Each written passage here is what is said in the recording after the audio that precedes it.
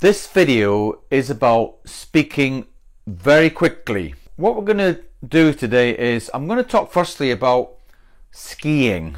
Now, if you've ever watched like Olympic skiing up the mountain in Switzerland or something like that, it goes very fast. And if you were beginning skiing, you probably wouldn't want to go to the top of the mountain to begin your skiing lesson. But unfortunately, this is what happens with people when they speak another language. They want to go at 100 miles an hour down the mountain. Now, what you're going to find out is there's a lot of very small things that happen here that are quite important. So if you're beginning and, for example, you're going skiing, you're probably going to make a lot of mistakes. This is not going to work for you. So let me demonstrate. I've prepared some text earlier, which I'm going to read as fast as I can. Goes something like this.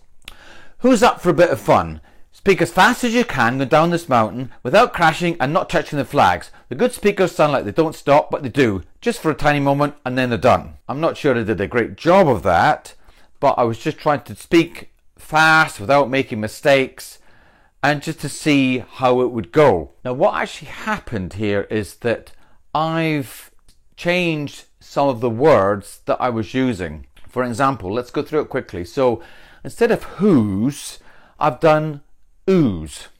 Bit like that. Instead of a bit of fun, it's like a bit of fun. So the T is almost kind of like eliminated. Speak as fast, so speak as fast as you can. So actually group the words together. Going down, this mountain. So it's not like this mountain, it's like this mountain. More like a D. Without, it's like almost like not without, but without. Crashing an. Instead of and, it's like an.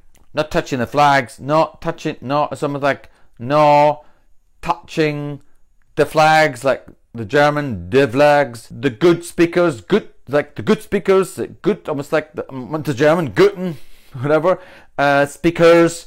And then also, this is like a detail of, I did this thing about the R sound. So instead of speakers, yeah, so it's speakers. We do have a kind of like R thing, a tiny R thing, speakers. So this is helping you, if you know the detail, to go faster. Sound like together, they don't stop, so they don't stop, like quite a strong D sound in there. But they do, so it's like, but they do? No, it's like, but they do. It's like, just for a tiny moment. So the tiny gets a real kind of sound, like just for a tiny moment, and then they're done, and then they're done. It's like kind of weird languages, and then they're done. It's almost like, and then they're done, kind of a tongue that thing going on there. So all of that really is to show you we've gone from what we normally teach is speaking slowly and accentuating and pronouncing and making a big effort to this kind of different way of speaking. It's not really great, and if you're beginning the language or any language, you don't want to go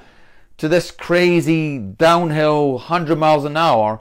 You want to, take your time, begin at the, the nursery slopes and build your way up to get to the top of the mountain, and then you can go fast. But there's a lot of detail in here. Practice before you get to this crazy 100 miles an hour.